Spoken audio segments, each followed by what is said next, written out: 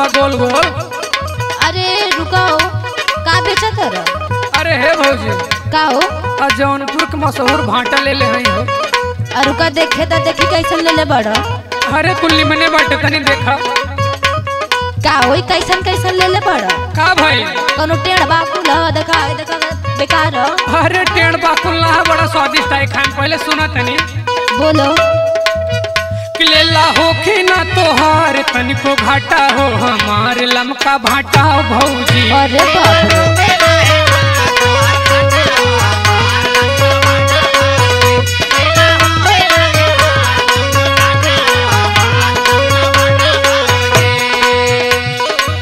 तना बड़ाई कर तारा? बड़ाई ना करते जवन कहा थे हकीकत का देखा है कि देखा तारा ना देखा की ना बा। अरे झूठे काहे बेइज्जत करत हो। सुना सुनावा। झूठो करा जानी हो, झूठो करा जानी तना बड़ाई तोहरे भाटा में कड़ाई नहीं के।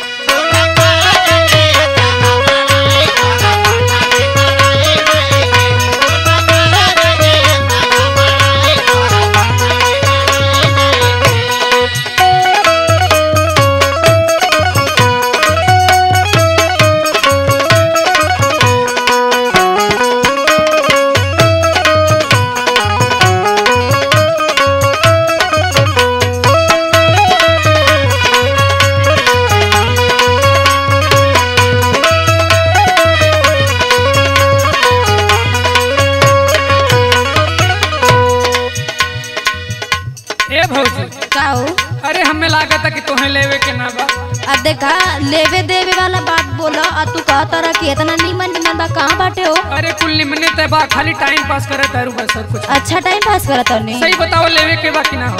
हे भौजी का हो? अब तुम्हें का बताई सुना। हाँ बोलो। चिंता करा न दे भाई धोखा चाहे सब्जी बनावा चोखा। अच्छा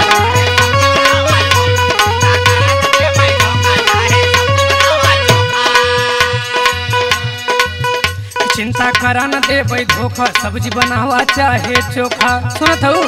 हाँ हो। किटेनी मारब नहीं हो। किटेनी मारब नहीं ठीक बाटे कांटा हो हमार लमका भाटा भौजी। बहकावा कर रहा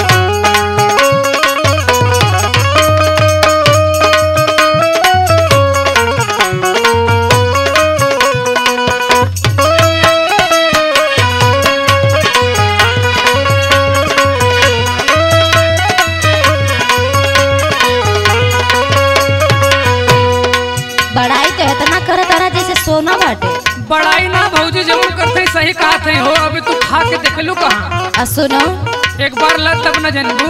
देखा हमार बात सुनो। बतावा। गइल बा एकदम से चूचूक लागल बाटे जेठ के लू।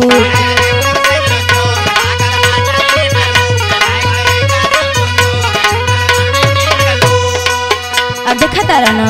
बतावा। सुनो सुनावा। गइल बा एकदम से चूचूक लागल बाटे जेठ के लूक। दुर्गा लाल के कुकुरो न खाई तोहरे भाटा में कड़ाई नहीं खे।